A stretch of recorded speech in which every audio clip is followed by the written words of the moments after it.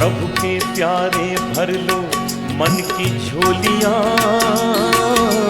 प्रभु के प्यारे भर लो मन की झोलियाँ। खुला हुआ भंडार मेरे बाबा का, प्रभु के प्यारे भर लो मन की झोलियाँ। खुला हुआ भंडार मेरे बाबा का। जन्म जन्म की प्यास सबकी बुझ रही है, जन्म जन्म की प्यास सबकी बुझ रही है। बरस रहा है प्यार मेरे बाबा का। प्रभु के प्यारे भर लो मन की झोलियाँ। खुला हुआ भंडार मेरे बाबा का।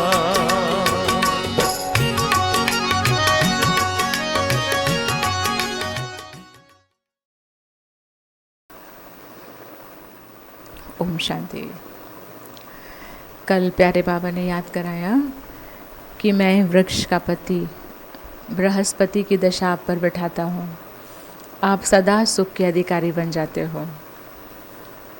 साथ साथ में भगवान ने फिर याद कराया कि ये बृहस्पति की दशा अब अपने ऊपर बनाए रखना ये आपकी जिम्मेदारी है, और उसके लिए सिर्फ क्या करना होगा, देह और देह के संबंधों से बुद्धि का त्याग, बुद्धि से उसको हटा देना है। हम कर्म करने के लिए धरती पर आए हैं, सबकी केयर पहले से अच्छी करनी है, लेकिन जैसी स्मृति वैसी स्थिति, तो स्मृति को अभी शक्तिशाली बनाने की आवश्यकता है, मन को।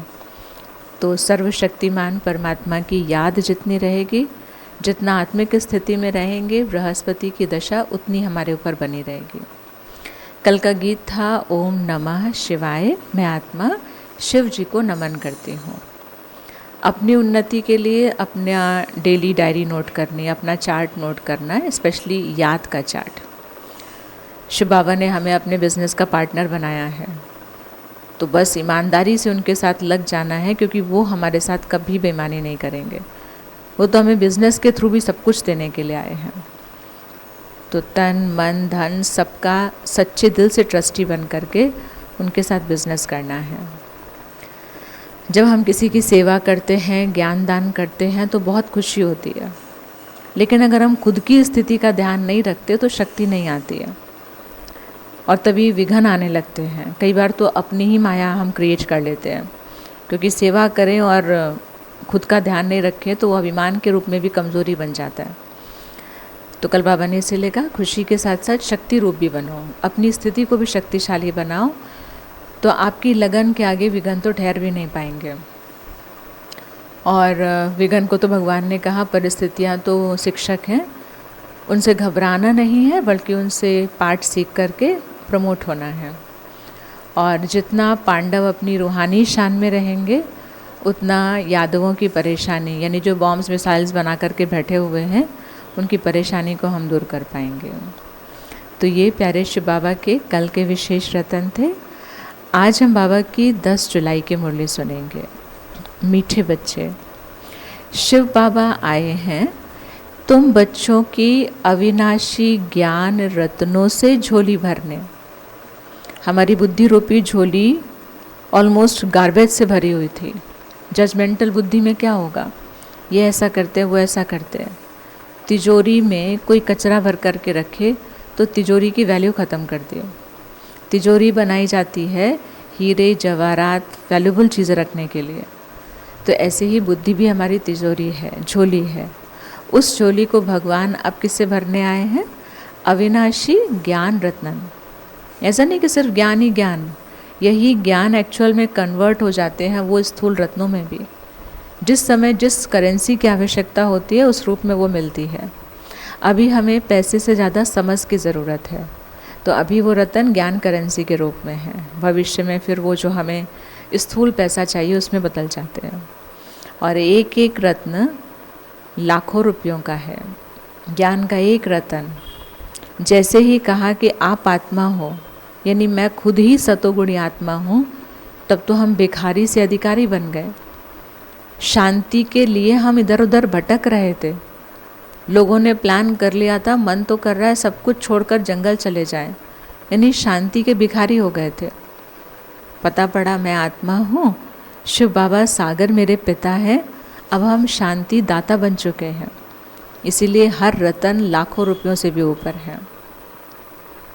फिर बाबा ने ये भी कहा कि आपको पता है कि गुप्त दान का इतना महत्व क्यों है। दुनिया में तो लोग कहते हैं दाएं हाथ से अगर दान कर रहे हैं राइट हैंड से तो लेफ़्ट को भी पता नहीं पड़े, यानी इतना ज़्यादा, स्पेशली जो हम ईश्वर के लिए दान करते हैं। इसे गुप्त दान का महत्व क्यों है? क्योंकि किसी भी चीज़ को अगर हम किसी को देते हैं और 4 लोगों को सुनाना मतलब शो ऑफ करना, तो जिसको देते हैं उसी को अच्छा नहीं लगता कि आपको 4 लोगों को बताना था, तो इससे अच्छा तो आप मुझे देते ही नहीं। यहाँ तो प्रभु की बात है। भगवान के घर में हम कुछ देना है ही नहीं, अपना भाग्य बनाना। बैंक में हम देते नहीं हैं, हम वहाँ जमा करके खुद सेफ्टी में रहते हैं। तो ये तो ईश्वरीय बैंक है, यहाँ तो टोटल निस्वार्थ है। वहाँ तो फिर भी कुछ अपने अपने कंपटीशन में चलता है उन बैंक्स में, लेकिन यहाँ तो बाबा का बैंक जिसमें उनको तो कुछ नहीं चाहिए। बाबा ने क्या कहा कि क्यों इतना गुप्त दान का महत्व है कि किसी को बताओ नहीं, क्योंकि शिव बाबा ने संगम युग पर हमें सब कुछ गुप्त ही दिया। अब गुप्त का मतलब ये नहीं कि छिपा करके दिया, किसी और को नहीं बताना। ये बड़ा विचित्र दान है। हम बता सबको रहे हैं, लेकिन पता उनको ही पड़ रहा है जो लेने लगे हैं। लोगों को क्या लगता है ये ओम शांति में जाते हैं, ये सत्संग करने लगे हैं, ये बूढ़े हो गए हैं, या तो इनको ज़रूरत होगी या तो इनको डिप्रेशन होगा, तो लोगों को लगता है दवा लेने जा रहे हैं या टाइम पास करने जा रहे हैं। पर यहाँ भगवान बैठ करके हमारी रत्नों से झोलियाँ भर रहे हैं। हम भर रहे हैं, हमारे घर वालों को भी नहीं दिखाई पड़ता है कई बार। तो ये सब कुछ गुप्त हो गया। तो मिल रहा है हमको इतना, लेकिन ना हम कहीं स्पेशली जॉब करने जा रहे हैं, अदर पार्ट टाइम जॉब कोई कर रहे हैं, ना हमने कोई हाथों में हथियार ले रखा है कि हम किसी पर चढ़ाई करके पैसा कमाएंगे। सिर्फ पढ़ रहे हैं, भगवान को बैठे कहीं भी याद कर रहे हैं और मेरी कमाई हो रही है। तो इसलिए बाबा ने कहा कि मैंने आपको गुप्त दिया तो आप माला माल हो गए। तो इसीलिए गुप्त दान का बहुत महत्व हो गया। फिर आज का धारणा के लिए सार है, बाबा द्वारा जो गुप्त दान मिला है उसकी वैल्यू को समझना है। देखो, सबको गुप्त ज्ञान देते जाना है। जो मुझे मिला, अब नेक्स्ट क्या करना है, इसकी वैल्यू करनी है। गुप्त मिला है, फ्री में मिला है, तो हम बस, वो अपने ही तो पिता है ना, कभी भी चले जाएंगे मुरली में ना, नहीं, हर दिन हर शब्द की वैल्यू रखनी है। तो जितने हम माला माल होंगे, हम दूसरों को भी उतना सहयोग कर पाएंगे। प्रीत बुद्धि बनना है। वर्तमान समय ईश्वर के साथ प्रीत बुद्धि। हमारी प्रीत किसी व्यक्ति के साथ जुड़ जाती है, किसी व्यक्ति की प्रीत मेरे साथ जुड़ जाती है। अब ये सब खत्म करना है। प्रीत इंसान से जोड़ना और जुड़वाना, ये सिर्फ दिल तोड़ना, दिल दुखाना, बद्दुआएं देना, बद्दुआएं लेना, अब सिर्फ यही रह गया है। इस वक्त किसी भी इंसान से दिल लगाने का रिजल्ट है बद्दुआ देना और बद्दुआ लेना। और ये वक्त है दुआएं कमाने का। अब तो पैसा भी बहुत जगह काम नहीं आ रहा है, तो जब दुआ ही सब कुछ काम आने वाली है, ऐसे समय पर हम ऐसा कुछ कर रहे हैं जहाँ बद्दुआ का अकाउंट खुल रहा है, तो ऐसे काम को तुरंत स्टॉप कर देना चाहिए। आज का वरदान है, भोलेपन के साथ ऑलमाइटी अथॉरिटी बनकर माया का सामना करने वाले शक्ति स्वरूप भव। अगर वाकई भोलापन है हमारे पास, तो हमारा भोलापन ही हमारी शक्ति बन जाता है। लेकिन हम सिर्फ दिखाने के लिए भोले बन रहे हैं, तो ये तो ज़्यादा कनिंगनेस है। ये तो क्लेवर भी नहीं कहेंगे, कनिंगनेस कहेंगे। जिस चतुराई में छल कपट है, तो वो नहीं चाहिए भगवान को।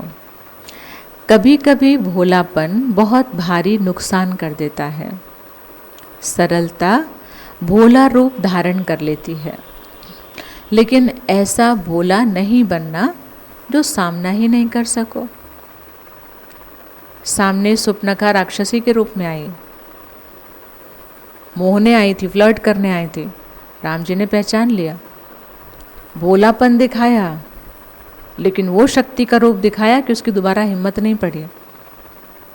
मैं भी ऐसे ना हो जाऊं कि सामने वाले की उसके चक्कर में कि नहीं ये बुरा ना मान जाए, ये दुखी ना हो जाए, तो हम किसी भी चीज़ में लीनियंट हुए जा रहे हैं, हाँ करे जा रहे हैं, फिर हम खुद ही फंस गए या सामने वाले को हमसे गलत हिंट्स मिल गए।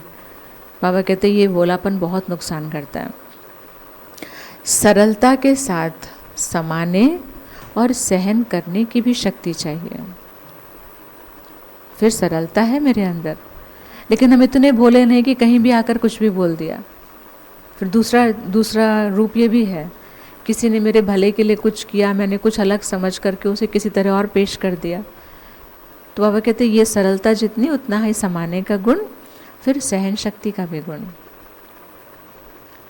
सरल है इसीलिए बहुत सेंसिटिव है, ये बहुत बोले हैं, नहीं, बहुत सुंदर कॉम्बिनेशन है ये। अदरवाइज़ ऐसा होता है जो बोले होते हैं वो कहीं कुछ भी बोल देते हैं और उसी बात से बात का पतंगड़ बनता है। लेकिन ये समझदारी वाला भोलापन, छल कपट हम करेंगे नहीं, ये बोले हैं, लेकिन हम कहीं फंसेंगे भी नहीं, किसी को फंसाएंगे भी नहीं। जैसे बाबा भोलानाथ के साथ ऑलमाइटी अथॉरिटी भी है। हमें कुछ भी कितना भी गंदा शेयर करना होता है, भगवान को शेयर कर लेते हैं क्योंकि वो प्यार से सुनेंगे। और ऑलमाइटी अथॉरिटी वो अपनी शक्ति कहाँ लगाएंगे? हमें डांटने में, धिक्कारने में नहीं, वो अपनी शक्ति लगाएंगे हमें हमारा गंदा सुन करके भी प्यार देने में। किसी का गलत सुन करके भी उससे प्यार करते रहो, सहानुभूति भी नहीं, प्यार करते रहो और उसे इतना प्यार दो कि वो बदल जाए। ये शक्तियाँ हैं। तो ऑलमाइटी अथॉरिटी है। ऐसे आप भी भोलेपन के साथ साथ शक्ति रूप भी बनो। भगवान हमारी गलतियों को देख करके भोले नहीं बने रहते, अरे बड़े अच्छे हैं, बड़े अच्छे हैं, तो गलतियां बढ़ती जाएं। नहीं, अच्छे हमें बनाने के लिए आए हैं तो वो अच्छा बोल रहे हैं, लेकिन हर कमी को वो जानते हैं और उस कमी के लिए हमारे ऊपर मुरली चलाते हैं। तो इसीलिए बाबा कहते हैं इस भोलेपन के साथ साथ शक्ति स्वरूप भी बनो, तो माया का गोला नहीं लगेगा। माया सामना करने के बजाय नमस्कार कर लेगी, ये ऐसे बोले हैं भैया, इनसे बच के रहना। तो ऐसा रहना है, ना मैं खुद कहीं फंसूं, ना किसी को फंसाऊं। ये वाला भोलापन जिसमें संभालने की शक्ति भी है, सहन शक्ति भी है और सामना करने की शक्ति भी है। बहुत सुंदर कॉम्बिनेशन है ये भोलेपन का। स्लोगन है, अपने दिल में बाबा की याद का झंडा लहरा लो, तो प्रत्यक्षता का झंडा तो वैसे ही लहर जाएगा। बस इनके चेहरे पर तो ना बस शिव बाबा ही दिखाई पड़ते हैं, ये तो बस रंग गए हैं उनके अपने बाबा के रंग में, बस यही तो चाहिए, इसी से भगवान प्रत्यक्ष हो जाएंगे। और आज अव्यक्त इशारे में है, विशेष याद की यात्रा को पावरफुल बनाओ, ज्ञान स्वरूप के अनुभवी बनो। एक्चुअल में ज्ञान के एक्सपेरिमेंट को ही योग कहा जाता है। आप आत्मा हैं, अब डेटा मिल गया, ये ज्ञान मिल गया, अब आत्मा को फील करना, यानी मैं आत्मा खुद से जुड़ी, एक योग। भगवान ज्ञान के सागर हैं, फिर उनसे जुड़ना, यह है योग। फिर आप सत्युग में स्वर्णिम दुनिया में देवी देवताओं के रूप में थे, तो ये एक डेटा मिल गया, एक ज्ञान मिल गया। अब उस दैवी गुण को फील करना, बार बार उस सत्युग की दुनिया का आनंद फील करना, ये योग। तो एक्सपेरिमेंट करने की स्थिति, उसी को योग कहते हैं। आप श्रेष्ठ आत्माओं की शुभ वृत्ति, कल्याण की वृत्ति, शक्तिशाली वातावरण, अनेक तड़पती हुई, भटकती हुई, पुकारने वाली आत्माओं को आनंद, शांति, शक्ति की अनुभूति कराएंगे। ये सारा एक्सपेरिमेंट और एक्सपीरियंस, हमको डेटा मिल गया। हम अगर अपनी याद को, यात्रा को बढ़ाएंगे तो मेरी जो शक्ति है वो दूसरों के भी काम आएंगे। तो क्या काम आएगी? कोई तड़प रहे हैं, कोई भटक रहे हैं, कोई परेशान हो रहे हैं, उनको शांति, शक्ति, आनंद की अनुभूति कराएगी। ये आज के अनमोल महावाक्य। तो सबसे पहले बाबा ने कहा कि मैं आया हूँ आप सब की बुद्धि रूपी झोली को अविनाशी ज्ञान रत्नों से भरने। एक एक रत्न लाखों रुपयों का है। गुप्त ज्ञान का प्रथा क्यों चल गई? क्योंकि बाबा ने संगम युग पर सब कुछ हमें गुप्त दिया और उससे हम कई जन्मों के लिए संपन्न बन गए। तो इसीलिए तीसरा पॉइंट है कि बाबा ने जो गुप्त दिया है फिर उसकी वैल्यू भी रखनी है, और जितनी हम उसकी वैल्यू करेंगे हम इतने संपन्न बन जाएंगे कि हम दूसरों को संपन्न बनाने लगेंगे। चौथी बात, प्रीत बुद्धि भगवान से। पांचवी बात, भोलेपन के साथ साथ ऑलमाइटी अथॉरिटी जैसे बाबा, सामना करने की शक्ति, समाने की शक्ति, सहन शक्ति। छठी बात, बाबा ने विशेष कहा अपने दिल में बाबा की याद का झंडा लहरा लो तो आपसे मैं प्रत्यक्ष हो जाऊंगा। और सातवां रतन कि जितना हमारी याद की यात्रा अच्छी होती जाएगी उतना भटकती तड़पती परेशान आत्माओं को आनंद शांति शक्ति का अनुभव होगा। फिर से एक बार याद कर ले, बुद्धि रूपी झोली ज्ञान रत्नों से भगवान भर रहे हैं और एक एक रतन लाखों रुपयों का है। भगवान हमें गुप्त दान कर रहे हैं जो हमें अनेक जन्मों के लिए संपन्न बना रहा है। तो तीसरा रतन, इन रत्नों की वैल्यू करते हुए दूसरों को संपन्न बनाना है। चौथी बात, ईश्वर से प्रीत बुद्धि बनना है। पांचवी बात, भोलेनाथ के साथ साथ ऑलमाइटी अथॉरिटी। छठी बात, दिल में याद का झंडा लहरे तो प्रत्यक्षता हो जाएगी हमसे भगवान की। और सातवीं बात, याद की यात्रा को इतना तेज कर लें कि उन शक्तियों से दूसरी आत्माओं को शांति शक्ति आनंद की अनुभूति हो। ओम शांति। मस्तक पर विराजमान मैं संपन्न धनवान आत्मा, मैं आत्मा राजा अपनी बुद्धि रूपी झोली को चेक कर रही हूँ। वाह, कितने अनन्य रत्नों से मेरी बुद्धि चमक रही है। सद्बुद्धि दाता मेरे शिव बाबा ने मेरी तिजोरी को पिछले कई जन्मों की गंदगी से खाली कर दिया है और अपने अमूल्य रतन इसमें भर दिए हैं।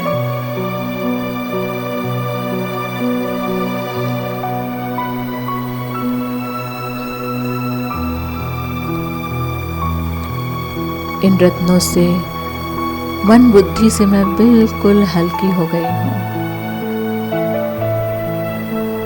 और मैं हल्की आत्मा एक पल में उड़ान भरती हूँ अपने मूल वतन, अपने निजी घर परम धाम की ओर। रत्नों के सागर बाबा अपनी असंख्य किरणों द्वारा मुझ सितारे पर अपने रतन लुटा रहे हैं और मैं विश्व कल्याणकारी पिता की संतान इन रत्नों को समेटते हुए संसार की असंख्य आत्माओं को परम धाम में इमर्ज कर रही हूँ।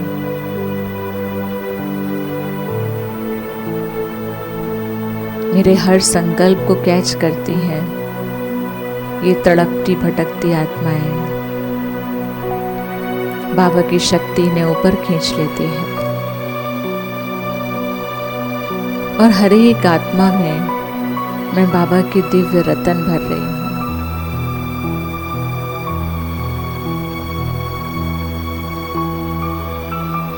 देह अभिमान की कई परतों के अंदर दबीन आत्माओं को ये ज्ञान रतन जगा रहे हैं। इन ज्ञान रत्नों को, शुभ बाबा के दिव्य गुणों को खुद में भरती हुई आत्माएं धरती पर बाबा के घर ढूंढ रही हैं।